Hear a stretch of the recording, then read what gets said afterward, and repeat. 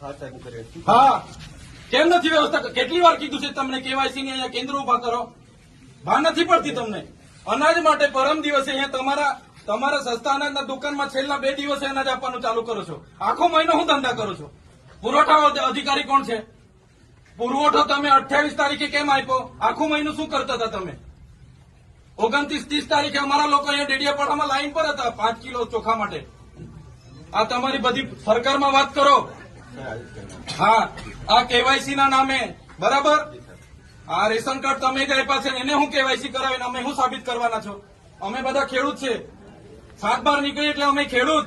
અમારે શું રજીસ્ટ્રેશન કરાવવાની જરૂર છે ભાઈ? કઈ જરૂર પડે છે? એટલે આ બધા ધંધા બંધ કરો. અમારા લોકો છે ને નોટબંધીમાં કેટલા મરી ગયા, અહીંયા કોરોનામાં કેટલા મરી ગયા. હવે તમે આધાર કાર્ડ અપડેટ કર્યું છે. નાના નાના છોકરાઓ મહિનાથી આટા મારે છે.